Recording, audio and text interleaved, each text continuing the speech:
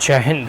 आइए हम जो है पॉलिटिकल साइंस और इंटरनेशनल रिलेशन के एक क्वेश्चन को और समझने का हम प्रयास करते हैं। ठीक है, PYQ के तौर पर प्रीवियस ईयर में ये पूछा गया है 1983 में।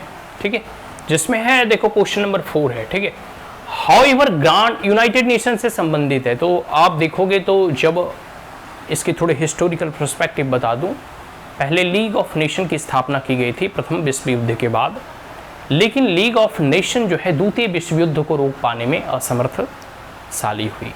तो इसके बाद इसके क्रेडिबिलिटी पे प्रश्न चिन्ह खड़ा होने लगे कि आखिर लीग ऑफ नेशन का जो है फिर औचित्य क्या है जब यह विश्व युद्ध को रोकने में असफल हुई।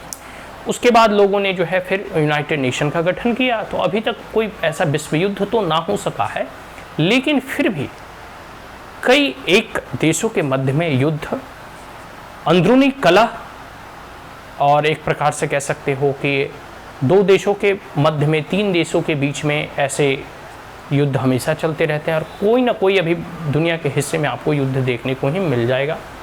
फिर इंटरनेशनल टेररिज्म है, फिर गृह युद्ध है और बहुत सारे ऐसी चीज़ें हैं जो आप अगर देखोगे तो आप पाओगे कि विश्व के किसी न किसी कोने में अराजकता, अशांति और अस्थिरता जो है बनी हुई है। तो इसी को लेकर यूनाइटेड नेशन की क्रेडिबिलिटी पर अब जो है प्रश्न चिन्ह खड़ा किए जा रहे हैं। आइए क्वेश्चन के माध्यम से समझते हैं। However grant it declare objective the United Nation by its very structure, United Nation by its very structure is ill equipped to bring about an international order based on peace and justice examine. देखो, इसमें यह कहा जा रहा है कि जो ये ग्रांड ऑब्जेक्टिव है यूनाइटेड नेशन का, या फिर जो भी इसकी एक प्रकार से कह सकते हैं उद्देश्य ही यूनाइटेड नेशन की इसलिए है कि वो विश्व में शांति, समरसता, स्थिरता, पीस एंड प्रोस्पेरिटी को बहाल कर सके। ठीक है, इसी ऑब्जेक्टिव की और क्योंकि लीग ऑफ नेशन असफल हो गई थी तो यूनाइटेड नेशन को बनाने के पीछे मुख्य उद्देश्य यही था। ठीक है, तो however the grand declare objective the United Nation by its very structure, लेकिन जो अंतर्राष्ट्रीय संबंध होते हैं ना वो इतना सरल नहीं होता। ठीक है, क्योंकि हर एक देश एक संप्रभुत्व संपन्नशाली राष्ट्र होता है। वो अपने निर्णयों को लेने के लिए यूनाइटेड नेशन पे डिपेंडेंट नहीं रहता, वह स्वतंत्र है क्योंकि वह संप्रभुत्व संपन्नशाली है। ठीक है, तो कई बार जो है युद्ध, कई बार गुटबाजी, कई बार एक दूसरे देशों के इंटरनल मैटर में इंटरफेयर जो यूनाइटेड स्टेट अमेरिका हमेशा करते रहता है। ठीक है, तो वही कहा जा रहा है कि यूनाइटेड नेशन ऑर्गेनाइजेशन, ठीक है का स्ट्रक्चर इतना अच्छा नहीं है, वो इल इक्विप्ड है, वो सही रूप से उसे साजो सामान दिया नहीं गया है।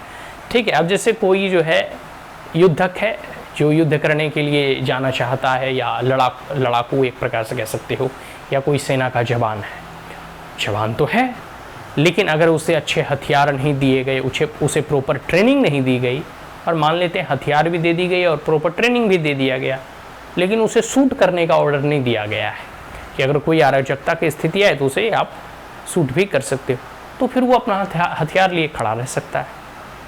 तो क्या काम उस हथियार का? तो वही है, यूनाइटेड नेशन तो है लेकिन इसके पास कोई अपनी तिथि नहीं है। बात समझ में आ रहा है? कोई अगर देश किसी दूसरे देश पर मान लो अटैक भी कर देता है तो भले जो है सिक्योरिटी काउंसिल जो है मिलकर जो है काम करती है कि चलो भाई उस पर आर्थिक प्रतिबंध लगा दिया जाए, इकोनॉमिक सैंक्शन लगा दिया जाए, लेकिन मान लो 5 परमानेंट मेंबर हैं, ठीक है, और उस 5 परमानेंट मेंबर में कोई एक भी उसमें वीटो कर दिया तो प्रस्ताव पारित ही नहीं होगा, और जब प्रस्ताव पारित ही नहीं होगा तो कोई भी रिसोल्यूशन हो, कोई भी इकोनॉमिक कह सकते हो सैंक्शन हो, वो कारगर साबित नहीं होगा। बात समझ में आ रहा है?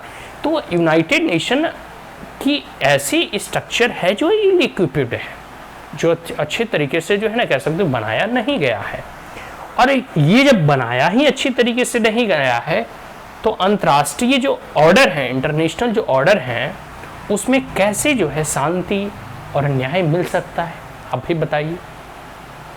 हो सकता है जैसे भारत के ही एक एग्जाम्पल ले लो, भारत कई बार जो है मसूद अजहर को जो है अंतर्राष्ट्रीय टेररिस्ट और अंतर्राष्ट्रीय जो है आतंकवाद घोषित करने का प्रयास कर रहा था। कई एक प्रयास किया, बार बार जो है, क्योंकि पाकिस्तान का दोस्त चाइना है, चाइना वीटो कर देता था।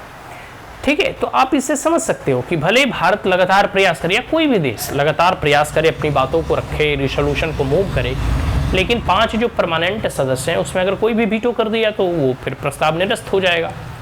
Is that clear? तो ऐसे कई मामलों में और कई जगह आप देखोगे स्ट्रक्चरल वे में आप देखोगे कि इसमें खामियां हैं, जो है यूनाइटेड नेशन में लूप होल्स हैं। अब आपको इसको एग्जामिन करना है। यह बातें सही है, हमने जो आपको बताया वो बातें सब तार्किक है, लेकिन इसके दूसरे आयाम भी हैं।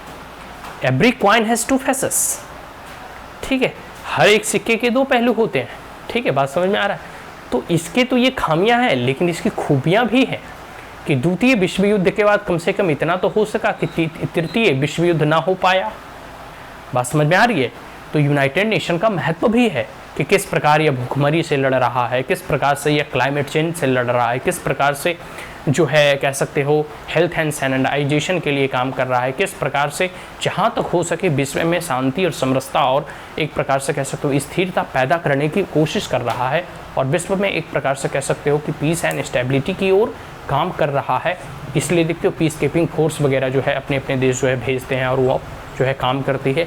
तो बहुत हद तक यूनाइटेड नेशन ऑर्गेनाइजेशन को एक सफल ऑर्गेनाइजेशन भी माना जाता है। अब आपको यहाँ एग्जामिन करना है तो बेटर यही होगा कि आप इसके कुछ अच्छे पहलुओं को पहले बताएं, ठीक है, कि आखिर यूनाइटेड नेशन एग्जाम जो है कह सकते हो बनने के बाद क्या क्या लाभ हुआ है, ठीक है, और फिर इसके कुछ खामियां को बता दें, लेकिन अल्टीमेट कंक्लूजन पॉजिटिव देना कि चलो जो भी हो इल-इक्विप्ड ही सही, लेकिन शांति और स्थिरता के लिए इसके द्वारा लगातार प्रयास किए जा रहे हैं। और अंतर्राष्ट्रीय संबंध आपको मालूम ही होगा, क्योंकि हर एक देश सोवरेन है, तो इतना आसान नहीं है कि मतलब एक प्रकार से आप कह सकते हो कि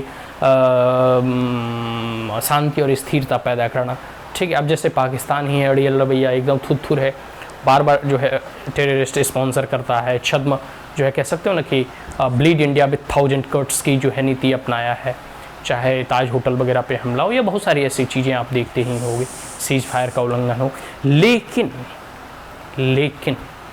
2 देशों के बीच में परमाणु युद्ध आज तक ना हुआ। इसका भी एक कारण है कि इसमें यूनाइटेड नेशन दखल देती है। हम बार बार जब पाकिस्तान वैसे हुड़दंग मचाता है तो भारत थूरने लगता है, जब भारत से थुराने लगता है तो डर के चला जाता है यूनाइटेड नेशन। फिर भारत करता है अच्छा चलो छोड़ दो, अपना ही बेटा है नहीं तो पूत कपूत हो, लेकिन माता कपूत नहीं, भारत जो है उसका बाप है, तो उसको जो है कंट्रोल करने में समय। चलो ये क्वेश्चन जो है बहुत ही कह सकते हो कि इंपॉर्टेंट है, और यूनाइटेड नेशन ऑर्गेनाइजेशन के ऊपर कई एक प्रश्न पूछे भी जा चुके हैं और भविष्य में भी पूछे जाएंगे। इसकी पूरी संभावना ही नहीं बल्कि 100% गारंटी है, ठीक है, क्योंकि इस सिलेबस का एक इंपॉर्टेंट हिस्सा है और ये टर्म है, ये बताया गया है। आशा करता हूँ ये समझ में आ गया होगा। अब हम लोग नेक्स्ट क्वेश्चन को समझते हैं।